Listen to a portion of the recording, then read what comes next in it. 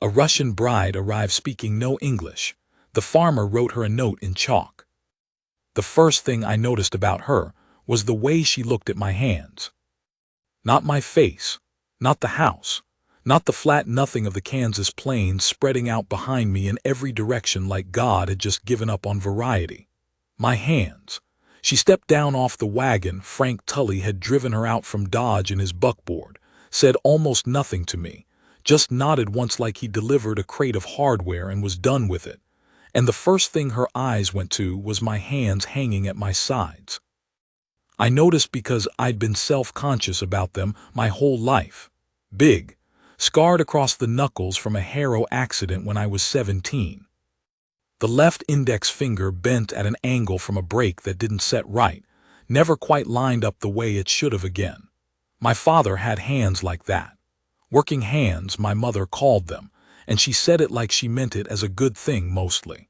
But there was something underneath what she said about what those hands told you about who we were and what kind of life we could expect. I'd spent most of my adult life not thinking about that. And then here was a woman who'd crossed half the world and stepped off a wagon and looked at my hands before she looked at my face. Like she was reading something, like the hands told her more than a face would. Her name was Natalia. That's what the letter said, the one I'd gotten from the agency in St. Louis, the one with the blurry photograph and her height listed in centimeters, which I'd had to take to the schoolmaster in town to convert. She was tall. The photograph hadn't prepared me for that. It was a small photograph and kind of smeared, not much to go on. Tall and straight-backed, wearing a dark wool coat that had seen too many winters. The buttons didn't all match, some replaced over the years with whatever was close enough, and she had one bag. One. A battered leather thing, dark brown gone to gray at the corners, and she held it in both hands in front of her. Not the way you carry luggage. The way you hold something you're not setting down. I put out my hand. She looked at it a moment, then took it. Firm, dry, a real handshake. We stood in the yard. Frank Tully clicked his teeth at the horse and the buckboard rolled away, and we both watched it go until it was just a dust line on the road, and then it was the two of us in the wind. The wind out here is never actually quiet. It hisses through the grass and works at the gap under the eaves and worries the loose board on the barn's north face, and it was doing all of that, same as always, same as it does in February and June and every other month I've been out here. I stopped hearing it years ago. She hadn't. She stood in the yard with a strand of dark hair moving across her face, and she was listening to the whole thing, the grass and the eaves and the barn board, all of it together. The way you listen to music you've never heard before, and you're trying to understand where it's going. I said, "Welcome." I don't know why, it felt like what a person says. She said something in Russian, short, a few syllables, and her voice was lower than I expected. She said it looking straight at me, not nervous, not making a show of being brave, just present. Like uncertainty about where she was and what came next was not something she was going to let into her face. I had no idea what the word meant. That was the condition I'd signed up for going in. The agency had been clear. She spoke no English. None. I spoke no Russian. None. The agency's letter, I still have it, in the desk drawer somewhere, though I haven't looked at it in a long time, used the words language barrier. Like that was a manageable inconvenience. Like a fence you could go around if you wanted to enough.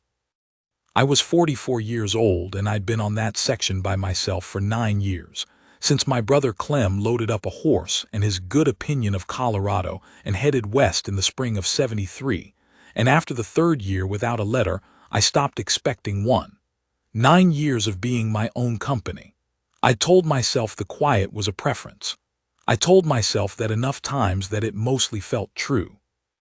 I picked up her bag. Her hand was slow to come off the handle, one finger at a time, not suspicious, careful. Careful was going to turn out to be the right word for a lot about her. I showed her the house. Kitchen first because it was practical.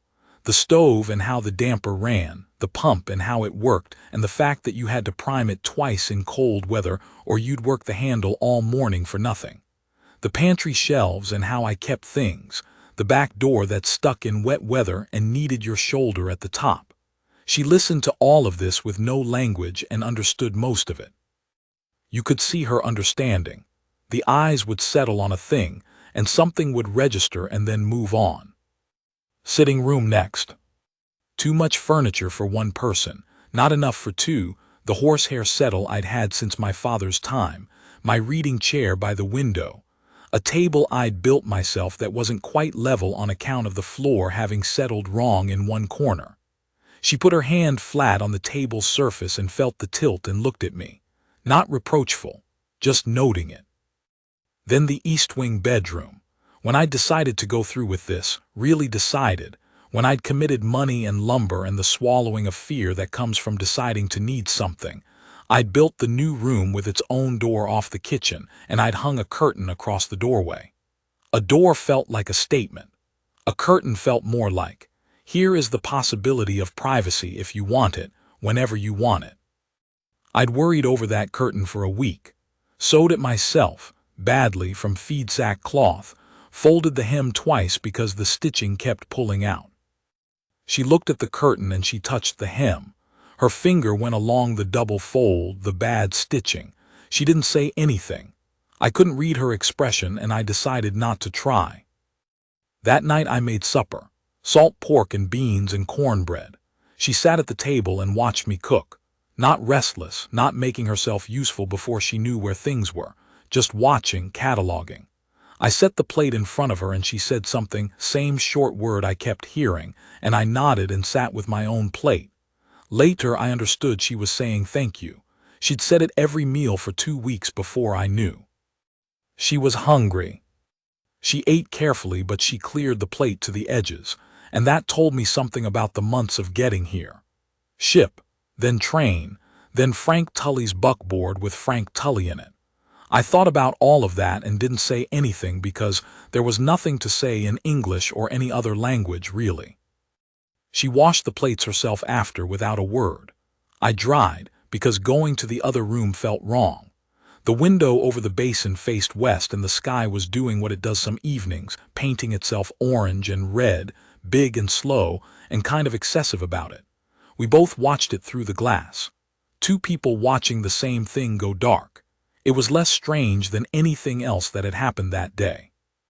The first week was silence. Strange silence with weight and texture. She learned the house the way you learn a dark room, slow, finding where things lived. By the end of that week she'd adjusted my kitchen. The flour crocks moved to where the morning light hit them. The big skillet went to the left peg so it was already over the fire when you set it down. The bread knife moved from the drawer to the hook by the cutting board. She didn't ask. She just did it, and each time I looked at the change and understood it, and each time she'd been right. The kitchen worked better. I hadn't known it wasn't working. She walked the property in the afternoons. I could see her sometimes from the far field, a dark figure at the edge of the planted ground where the wheat ended and the unbroken grass took over. My wheat is still low and green-gray, and the wind moves it in long waves, and the sound of it is particular. A dry whisper with friction in it like nothing else in the world. I'd grown up with that sound and heard it the way you hear your own breathing. But I'd watch her standing out there, that dark coat against the pale sky, with her head a little tilted, listening to it. Really listening, the way you listen to something you've never heard and you're trying to catch what it's saying. The 9th day she came out to the barn, while I was fixing a collar hame. It was good hickory, a piece I'd had for years, and it had finally cracked across the groove where the traces hook. The repair is wet rawhide. You split a long strip, wrap it as tight as you can get it around the crack, and hold the tension while it dries so it shrinks down hard and solid. You need 3 hands for it, really. I'd rigged a wedge to hold one end and was managing the other 2 barely when she came through the barn door. She stood there a moment, looking at what I had going.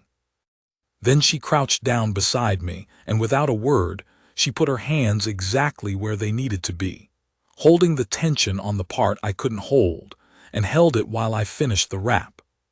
She didn't know what a collar hame was. She'd probably never been inside a barn like this one in her life. But she saw where the problem was, saw where I needed the third hand, and she solved the piece she could solve. We worked like that for close to an hour. When it was done, she sat back on her heels and looked at the finished piece with the same expression she gave most completed things, a small settling level. Satisfied, same as I was. I hung the hame to dry and she stood up and brushed her hands together and walked out without ceremony. I stayed in the barn. I was thinking about what had just happened, which was simple and also not simple.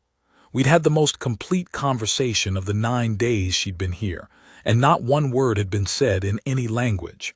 That was either a good sign or a strange one, and I kept turning it over. What I knew, we were going to need words. The pump, the fence line, the garden, the creek that ran dry in August, the horse that bit on the left. These were things she'd need to know, and I couldn't mime all of it. I thought about it for 2 days, and then I got out the blackboard. It had been there since Osterhaus. He'd been a schoolmaster before he came out here, rented the place for 2 winters as a classroom while the county figured out where the schoolhouse would go, and the blackboard had stayed when he moved. A piece of slate in a pine frame, propped against the kitchen wall, and I dusted it a few times over 9 years and otherwise left it alone. I got the chalk and drew a pump, child's drawing, just the shape, the handle, and arrow, wrote, prime twice.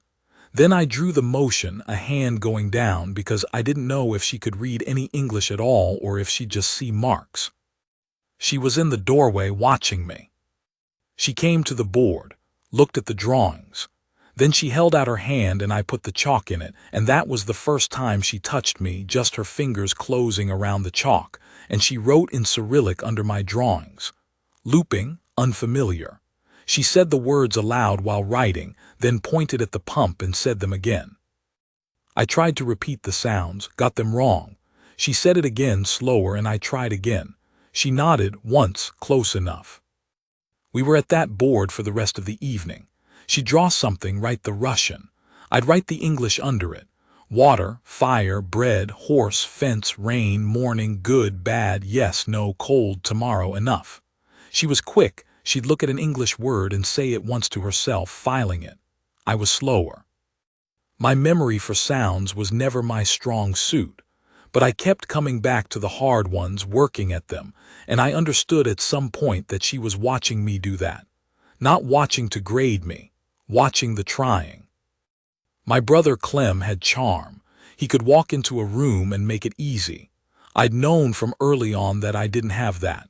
But I could work at a thing past the point where a better endowed man might have quit. It's not a talent, it's just a temperament. She seemed to find it worth something. The mornings changed after that. There was still silence over the coffee, and she still sat at the table before I was up sometimes, inward, thinking about whatever she was thinking about. I'd see it through the kitchen doorway when I came in from the morning barn work, her with the cup and the wall, and whatever was behind the wall in her mind. I never interrupted it. I'd come in quiet and get my coffee, and she'd come back from wherever she was without me saying a word, and we'd start the day. That was its own kind of conversation, I think. The blackboard was in use every day by then. She'd add to it on her own. I'd come in and find new words on the board she'd wanted to know, things she'd pointed to, and then written the Russian for and left space under for the English. Once she'd drawn a detailed picture of a plant I didn't know, and next to it she'd written something in Russian I couldn't read, and she was waiting for me when I came in to tell her what it was called. I didn't know what it was called either. We both stood there stumped, and she made a face that was almost a laugh, and I went and got the almanac and we found it together, a prairie plant the almanac called ironweed, and she wrote the English next to the Russian on the board and seemed satisfied. There were harder things on the board too, over time. One night in early June she drew a building, a church from the dome and the cross on top, a different kind of cross than the ones I knew, with a slanted bar at the bottom. She wrote a word under it and stood at the board with the chalk in her hand, touching the chalk line she'd drawn for the dome. Said the word quietly to herself, not to me. I stood beside her. I didn't write anything under it, didn't ask. Some things you see, and you understand what they are without needing a word attached. She'd come from somewhere. She'd left something. She was standing in a Kansas kitchen drawing it from memory on a blackboard that had been left behind by a schoolmaster who'd also moved on. I thought about that, about what gets left behind and what gets carried, and what a person brings to a new place in one bag with worn corners. She erased the drawing herself after a while, stood a moment looking at the blank board. Then she went back to her mending and I went back to the accounts, and neither of us said anything, and that was right.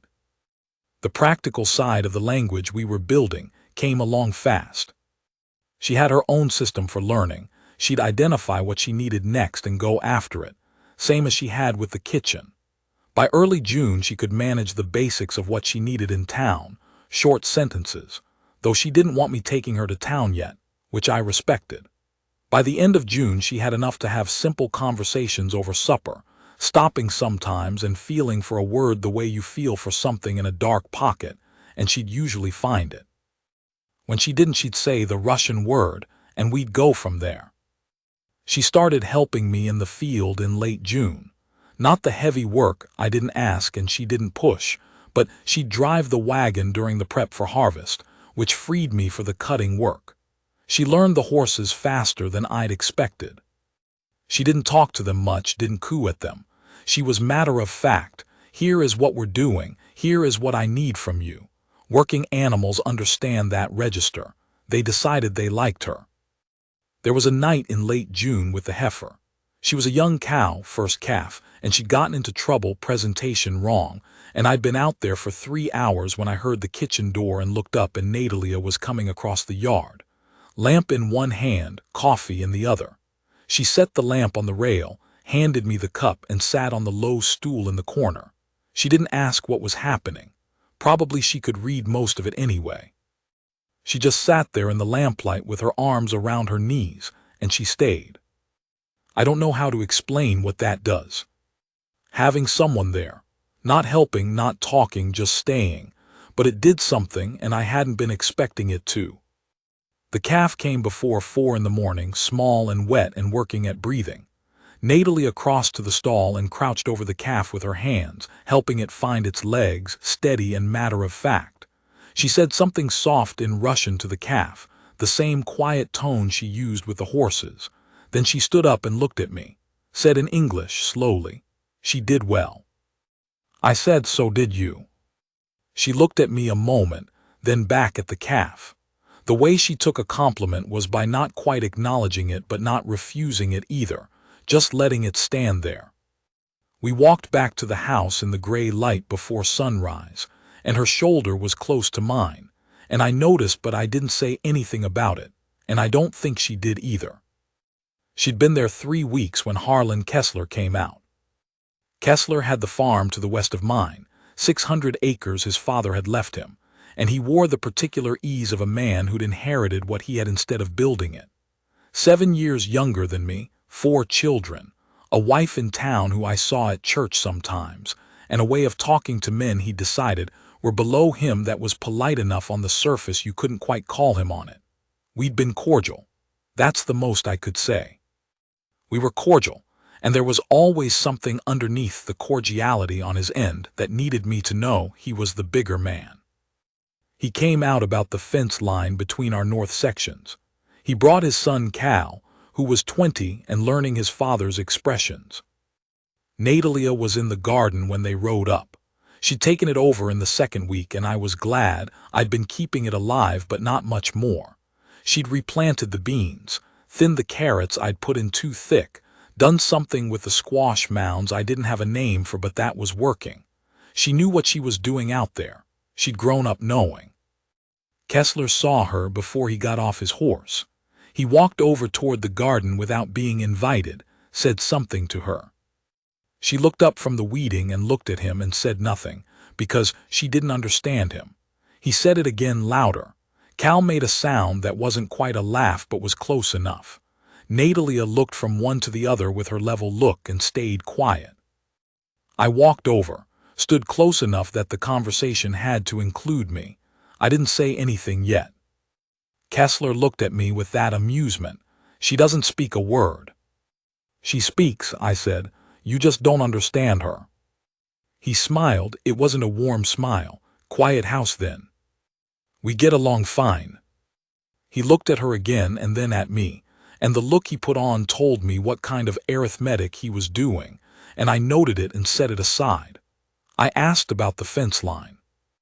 We walked the north boundary, talked about the corner post that had heaved and where each of us believed the survey line ran. He'd brought a copy of his deed description. I said I'd look at mine. We didn't settle anything because that wasn't why he'd come. He left. I came back to the garden. Natalia was weeding again, not looking up. I stood at the edge of the bean rows. She said something in Russian, 3 or 4 words, the last one placed like a period, flat, final, a period on Kessler and his son and all of it.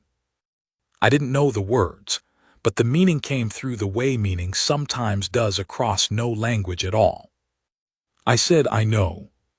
She looked up at me. We looked at each other across the beans and something settled between us, not dramatic. Not a big thing with a sound to it, more like a gate that had been hanging crooked finally latching. July. The days were long and white and the work was constant. The wheat needed watching, the north fence needed new posts. There were a dozen other things that always need doing on a working farm and never wait until you're ready for them. We fell into rhythms. She was up before me most mornings, and the fire was already going when I came in from the first barn check. She'd figured out that I didn't talk until I'd had half a cup and she didn't either, and we'd sit across from each other in the early quiet, each in our own first thoughts of the day, and it was the best kind of not talking, the kind that doesn't feel like absence. She asked me to take her to town in the first week of July. She'd been ready for it before that probably, but she'd wanted to be sure of her English first. When she asked, she said it calmly, like she was asking me to check the south fence, and I said we'd go Saturday. Thursday night she was at the blackboard until past 10, going over words, writing things and saying them to herself. I could hear her from the sitting room where I was reading, her voice quiet and even, practicing. Not anxious, methodical, the way she did everything. Saturday we hitched the wagon before 8 and drove in. It's 9 miles to Harwood, which takes the better part of 2 hours at a wagon pace. We didn't talk much on the way in. She looked at everything. The other farms we passed, the ones where the houses were visible from the road, studying them. The way the road changed as we got closer to town, the ruts filling in, the traffic heavier. When the grain elevator came into sight, she said something in Russian, just 2 words, surprised, low, and I asked her what it was, and she said carefully, "Where I am from, smaller. Everything here is," she moved her hand, a slow sweep, "large." I said Kansas wasn't large, it was just flat, which made things look large. She thought about that, then, is the same. The general store first. Pierce ran it, a man I'd known for 15 years, a decent man who'd never given me trouble. I introduced her. He was careful about it, formal, the way a man is careful when he's not sure of the ground. He said welcome and she said thank you exactly, and they managed from there. She had a list. She'd made it herself on a piece of paper, in a mixture of Russian and English. And she worked through it at the counter, her English deliberate and clear. There was a woman at the far end of the store, Mabel Hicks, Donnie Hicks's wife, who was one of those people who talks louder than they need to and had opinions about everything going on in a 10-mile radius. I saw her looking at Natalia the way Kessler had looked, the arithmetic look, the one that's calculating what this means and what ought to be said about it. She said something to the woman beside her, quiet, but not quiet enough. Natalia heard it. I couldn't be certain she understood the words, but she heard the tone, and she turned and looked at Mabel Hicks directly. Not angry, just looking. The way you look at a fence post or at weather on the horizon, something neutral that you're noting. Mabel Hicks looked away first, went back to her shopping. Pierce was watching all of this from behind the counter with a careful face. When Natalia had finished her list and we were settling up, he said to her, not to me, that she should come in any time, that he had a few Russian customers. He said a name I didn't recognize, a family who'd come out 2 years before and settled south of town, and if she ever wanted company that spoke her language, he could put her in touch. She looked at him for a moment. Then she said thank you in a way that meant more than thank you. On the way home, she was quiet for a long time. The wagon rolling, the horses easy on a road they knew, the afternoon getting long and golden the way it does in July. I didn't push. After a while she said in English, "In Russia I had," she stopped, feeling for it, "a school. I taught small children." She paused again. "Mathematics." I said I hadn't known that. "I thought perhaps I can teach here." She was looking at the road. "But first I must become more." She touched her own chest, then made a gesture I understood to mean, more certain of the English, more settled in it. I said she'd be teaching before winter, the way she was going. She looked at me sideways. She didn't say anything, but she turned forward and her back got a little straighter, which I understood to be the thing she did, instead of smiling when a smile would have cost her something. After supper, we'd sometimes sit on the porch in the evenings when it wasn't too hot, sitting on the step with her coffee going cold beside her and watching the stars come out. Kansas stars are something, on a clear night. She'd look at them for a long time and I didn't ask what she was thinking, but I sat beside her on those evenings. One night she pointed up and said a word in Russian, twice, and looked at me. I said I didn't know it. She looked for a moment, then said carefully in English, "In Russian we have one word, for the sky when there is no sun, night sky, big. Full of," she spread her hand out, fingers wide, toward the whole of it above us. "In English, what is the word?" I thought about it. I said there were a few words, but none of them were quite right for what she was describing, and I went through what each one covered and where it fell short. She listened, then, "So in English there is no word." I said I supposed there wasn't. She looked at the sky again, said the Russian word once more quietly to herself. Then, "In Russian we have this word. I will teach it to you." She said it 4 or 5 times until I had it, or had enough of it, and she nodded and went back to looking at the stars. I thought about that afterward, about the things a language keeps and the things it lets go, about what it means to carry a whole way of seeing the world inside a language that most of the people around you don't know, about what she'd brought to Kansas in that one leather bag. There was a night in mid-July when a storm came through. Not unusual for July, but this one was mean.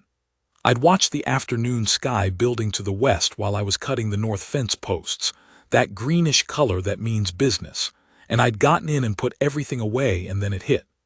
Hard rain and wind, the kind that finds every gap in a wall, and the creek rises in an hour, and the barn started making sounds that I didn't like, the north wall groaning on account of that loose board. I was in the barn with a lantern checking on the horses. They were fine, just ears back and unhappy, when I heard the barn door and she was there. She'd put on her wool coat. She had a second lantern. I asked what she was doing out in this. She looked at the horses, the barn walls, back at me. She said in English, "I thought you might need help." I said the horses were all right. I was just checking. She set her lantern on the rail and crossed to the horse that was most spooked, the bay gelding, and stood near his head and said something to him in Russian, not soothing the way some people coo at horses, just talking to him evenly, the same tone she used for everything. He turned one ear toward her. She stayed there. We were in the barn for about an hour while the storm worked itself through. I did what needed doing, checking the wall, the stall latches, the water. She stayed with the bay. By the time it was dying down, his ears were forward again. She gave him a last look, picked up her lantern, and we went back across the yard to the house in the rain, which had softened to the steady kind. We came through the kitchen door. We were both wet. I got a cloth and she dried her face and hands, and I did the same, and we stood in the kitchen with the sound of the rain on the roof, which is a good sound now that the worst of it was past. She said, "This storm, in Russia we would say," and she gave me a Russian phrase. It means, The sky is arguing with itself. I said I liked that. She said, English needs more words for weather. I said Kansas, weather was hard to put words around. She considered this seriously, the way she considered most things, and then she said, yes, it is too large for most words. That night I lay awake a long time listening to the rain go soft and finally stop, thinking about the fact that she'd put on her coat and lit a lantern and come out into a bad storm to be in the barn in case I needed help. Not because I'd asked, not because she had to, because she'd looked at the sky and thought, he might need help and she'd come. I didn't have a word for that in English either. I thought about that, about the things a language keeps and the things it lets go, about what she'd brought to Kansas in that one leather bag with the worn corners. Kessler came out again in late July alone, more straight about the fence. We talked in the yard and he agreed to split the cost of the new corner post, which was fair and which he wouldn't have offered in May. Natalia came out of the kitchen door and stood on the porch and watched us. She didn't say anything.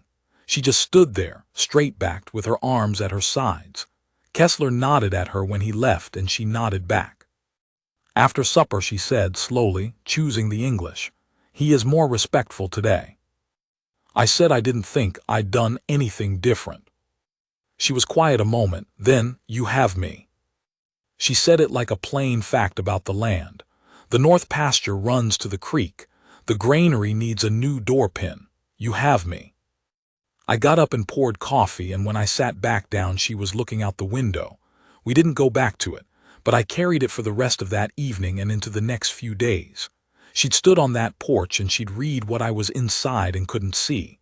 What it means when a man isn't alone, not propped up, not managed, just not alone.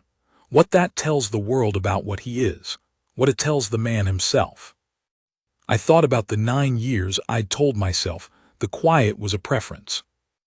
By late July, I'd told Pierce at the general store about her background, that she'd been a school teacher, mathematics, and he'd passed it to the schoolmaster in Harwood, who was a man named Whitfield with more children in his classroom than he could manage. Whitfield rode out the first week of August and had supper with us. He was a careful man, a precise man, and he talked to Natalia directly, not the way some people talked around her to me.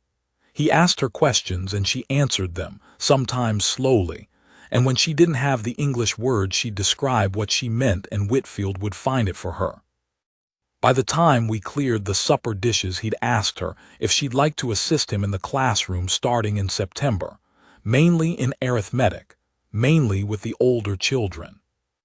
She said she would think about it. He left and we sat on the porch in the dark for a while. I didn't say anything. I was waiting to see what she'd think. After a while she said, he is a careful man. I said I thought so. The children will be difficult at first, because I am, she stopped, feeling for it, not what they expect. I said the children would figure it out fast enough. She was quiet then, I will do it. She said it the same way she'd said everything she'd decided. Level, no performance, the decision already made before she said it out loud. She went to the schoolroom for the first time in September, the second week. I drove her in and left her there. I came back at 4. She was standing on the steps of the schoolhouse talking to Whitfield, and even from the road I could see that whatever they were talking about was something she was animated about, her hands moving, which was unusual for her. She walked to the wagon still talking, told me Whitfield had let her rearrange how he was teaching long division, which his method made harder than it needed to be. She said this firmly and with some feeling, and I said I was sure she was right, and she said, I am right. She said it without any particular heat. She was right, and she knew she was right, and that was that. I laughed. It was the first time I'd really laughed in, I don't know, a while. She looked at me and she was surprised for a moment, and then that mouth did the thing again, the pressed shut thing that wasn't quite a smile, and she looked at the road ahead. She was right about the long division. Whitfield told me so himself, the next time I saw him in town. She came home from the schoolroom on Tuesdays and Thursdays with the particular tiredness of someone who's been concentrating hard in a language that isn't their first. She'd be quieter those evenings, sitting with her coffee and going somewhere in her own head for an hour before she came back. I learned to leave those evenings alone, to be in the room but not at her. She'd come back and we'd have supper and she'd tell me something about the day, one child who was fast at figures, another who got there but needed it 3 different ways before it landed, Whitfield saying something she disagreed with and how she'd handled it. She was building something there, a kind of life inside the life. It was in that second week of September that she told me something about where she'd come from. We'd had supper and the dishes were done, and she was at the table with a letter she was writing. To her sister, I knew, because she'd mentioned the sister. And I was by the window with the almanac, and she stopped writing and set down the pen and looked at the paper for a moment. She said in English, "My husband, he died," she paused, "3 years before I came here." I hadn't known she'd been married before. The agency hadn't said, or maybe they'd said and I'd missed it. I waited. "He was a good man." She picked up the pen and set it down again. "He was sick for a long time. I stayed. Then he was gone. Then I was alone for 2 years in the city and there was no—" She stopped, the way she stopped when she was choosing precisely. There was no reason to stay where I was. And someone told me about this country, this. She gestured vaguely at the window at the dark plains outside, and I thought, a new thing is better than nothing. I said I was glad she'd thought that. She looked at me for a moment, then she said, "So am I." She picked up the pen and went back to the letter. I went back to the almanac, but I thought about what she'd said for a long time afterward. A new thing is better than nothing.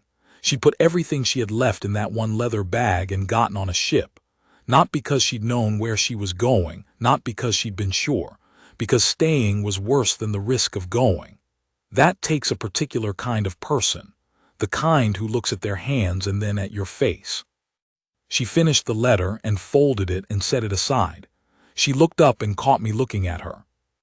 She said in Russian the word for the night sky, the one she'd taught me from the porch. I said it back, probably still wrong but less wrong than it used to be. She nodded, close enough. That was September. I thought about it after I'd blown out the lamp, lying there in the dark. A new thing is better than nothing. She'd crossed an ocean on that. She'd gotten on a ship she'd never seen the like of, into a country whose language she didn't know, toward a man she'd seen in one blurry photograph, because staying where she was with what she had left was worse than the risk of going somewhere entirely unknown. That takes a kind of courage that doesn't announce itself. The quiet kind. The kind that just picks up the bag and goes. I thought about the first day. The buckboard rolling away. The 2 of us in the yard with nothing to say to each other. The way she'd looked at my hands before she'd looked at my face, like she was reading whether I was a man who worked or a man who didn't, and what she'd found there had been enough for her to shake my hand firmly and walk into a house she'd never seen in a country she'd never imagined. I thought, I want to be the man she decided I was. That's not a thought I'd had before in that form. I tried to be decent out here, tried to do right, but wanting to be a specific kind of man because a specific woman had bet everything she had on it, that was different. That was a clearer kind of aim than anything I'd had in 9 years. The harvest in August was the hardest work of the year, which it always is. 3 weeks of cutting and thrashing from first light to last, the kind of work that takes everything you have and borrows from what you'll have tomorrow. She drove the wagon the first 2 weeks, morning to evening, and she was reliable and she didn't ask for credit for it. By the 3rd week, the weather started threatening. That dry, still feeling in the air that means something's building, and we pushed hard to get the last of the grain in before it turned. We finished on a Wednesday afternoon with the clouds already going dark in the west, and we drove the last wagon load to the granary in a race we won by about an hour. It rained that night. I lay awake listening to it come down on the roof, the granary full, the wheat in, and I thought, This is the first harvest in 9 years that hasn't felt like I'm carrying it alone. I've been thinking about something. I've been thinking about it since July, and I hadn't said anything because I didn't know how to say it and I wasn't sure it was my place to say it. But by the first week of August, I decided that not saying it was also a choice, and possibly the wrong one. We were at supper. She was talking about something Whitfield had said at the schoolhouse that she disagreed with about how you introduce fractions to children. She had strong opinions about how you introduce fractions to children. I'd learned this over a few weeks of supper conversations. I let her make her case, which she made thoroughly and with patience for my not knowing much about pedagogy, and when she was done I said, "I want to talk to you about something else." She looked at me. I said, "You've been here 4 months, and you have the schoolroom now and you know the property and I started again. I'd like for this to be your home, not an arrangement, your home, your farm, same as mine. I'd like for you to be my wife, if that's what you want." She was quiet for a long moment, looking at me across the table. I said, "I know that's what this was supposed to be from the start. But I wanted to say it like it was a question, not an assumption." She said, "Yes." She said it the way she decided everything, already made, no hesitation once it was made. Then she got up and took the plates to the basin, and I sat at the table for a moment not quite knowing what to do with my hands, and then I got up and dried. We were married the 3rd Saturday of August, at the church in Harwood, which was the Presbyterian one, and Whitfield came and Pierce came and his wife and 2 or 3 others, and it was small and not elaborate and exactly right.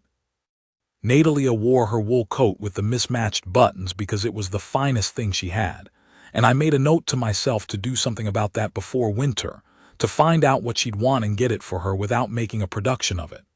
She stood beside me at the front of that church, and she was straight-backed and clear-eyed, and she said yes in English and the Russian equivalent both, just to be certain. Whitfield's wife had tears on her face, which surprised me. Natalia noticed and looked at her with something that was close to concern, and then looked at me with a question. I said quietly, "It was a good kind," and she nodded and went back to facing front. Afterward, driving home in the wagon, the plains going golden in the late afternoon, she said, "Now it is official." I said it had felt official to me for a while. She looked at me sideways. She didn't say anything, but she didn't look away either, and the thing at the corner of her mouth was there. We got home and I put up the horses and she went inside and I stayed in the barn for a moment. The particular quiet of a barn in the evening, horses settling, the swallows up in the rafters doing whatever swallows do at dusk. I thought about what I'd believed the rest of my life was going to look like, out here alone. I thought about the blackboard standing against the kitchen wall for 9 years with nobody writing on it. I thought about the curtain I'd sewn badly from feed sack cloth and how it felt to hang it there. That specific kind of hope, the exposed kind, the kind that doesn't know yet whether it's going to look foolish.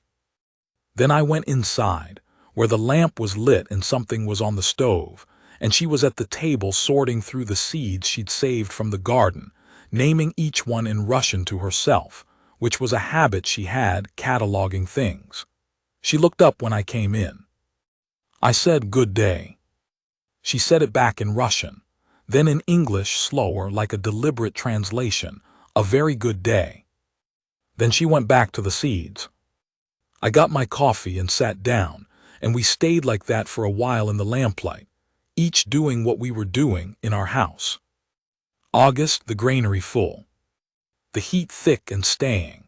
I'd been at the ledger book late one evening, good numbers, the best since I'd bought the Henderson ground, and when I finally closed it and came into the kitchen, the lamp was still burning low and Natalia was at the table with her mending. Her mending she could do in near dark, her hands knowing the work. She looked up, said my name. She still said it the Russian way, and I'd stopped hearing it as different months ago. It was just my name in her mouth, shaped a little differently than anyone else had ever shaped it, and that difference had become the sound I knew best. She had the chalk in her hand. She set the mending aside and got up and went to the blackboard, stood at it a moment, chalk in hand, thinking. Then she wrote a line in Cyrillic letters slowly, the way she wrote when she was being careful, stepped back, looked at it. Then she wrote under it in English, pressing each letter. "You are a good man, EMMETT." She set the chalk on the ledge, stood to the side of the board and looked at me. She could have said it at supper any night of the past 2 months. She could have said it on the drive home from the church. She'd gone to the board because she wanted it to be right, not close, not approximate. She'd written it the way you do something when it matters too much to trust to chance. I read it. I'm not a man who gets into what happens inside him. My father wasn't. His father wasn't. It goes back on this land. Men keeping the inside in because the outside demands everything and asks for more every year. But something went level. Something that had been tilted since I couldn't quite say when, since Clem left maybe, or since my father died and my mother went east, or since the first winter I spent alone on that section and understood what alone actually meant out here. Not the clean solitary kind, but the grinding kind. The kind that wears at a person one winter at a time. Something that had been tilted for a long time came to level. I felt it happen. Like a wagon that's been listing finally finding flat ground. I crossed the kitchen. She was standing beside the board, and she didn't look away. She had that stillness she always had, the kind that wasn't absence but was just how she was present, clear, level, right where she was, looking at what was there, looking at me. She'd been afraid she might be wrong about me. She'd written it out exactly so there was no mistake about what she meant. I took the chalk from the ledge. I wrote under hers. I know that now. She read it. There is a look a person has when they've been holding a worry about something that mattered and it turns out the worry was wrong. Not happiness exactly. Something steadier than that. The look of a thing coming to rest after a long time moving. She had that look. She put her hand on my arm. Not on the sleeve. On the arm itself, the rolled-up forearm, her hand on the skin, and she pressed once. Just once, deliberate and clear. Her hand was work-rough, rougher than my mother's ever was, the hands of someone who'd been working hard for a long time in a cold country before she ever saw Kansas. She held it there a moment and I didn't move, and then she turned to the window. I stood beside her. Outside was Kansas at night in late August. Black sky, stars low and thick, no moon. The wind had stopped. It does that sometimes, just stops for an hour, and everything was quiet.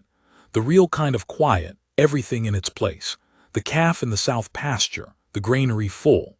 The garden she'd built from what I'd had into something that would carry us through winter. The curtain I'd sewed badly from feed sack cloth and which she had never once asked me to change. She said something in Russian. 3 words, quiet, not turning from the window. The way she said things when she meant them completely. No ceremony, no lead-up. Just the thing itself, offered plainly, the same way she had done everything in the months I'd known her. The same way she'd held that hame in the barn. The same way she'd come out in the storm. The same way she'd said yes at the church. Just the thing, no performance around it. I knew those words. She'd taught them to me in May, written next to a drawing of the barn cat, and she'd laughed at herself a little, like the cat was too mundane to rate such words. She'd been showing me how to say them lightly. She wasn't saying them lightly now. I said them back. In my Kansas vowels, probably wrong in several ways, probably sounding nothing like they were supposed to. She turned and looked at me, and the corner of her mouth went all the way to a smile. The real one, not the adjacent kind she usually let herself have. The full thing. Then she shook her head a little, the way she did when she was putting up with something she decided to put up with, which is one of the better ways a person can make you feel. We stayed at the window until it was past late. The stars moved the way they do. A coyote called somewhere far out in the dark and then stopped. Her shoulder was against mine and neither of us moved. Before she went to her room, she stopped at the blackboard. She looked at what we'd both written, our 2 lines, and then she erased it all with the heel of her hand, slow and even. She picked up the chalk and wrote one thing small in the center of the board, set the chalk down, looked at it a moment, went to her room. I stood in the kitchen with the lamp burning and looked at the Cyrillic letters. I'd learned most of the alphabet by then. She'd taught me a few letters at a time over the summer, but I couldn't put those ones together yet. I looked at them for a while and then I went to bed. In the morning she was at the stove when I came in. I got my coffee and stood at the board and pointed.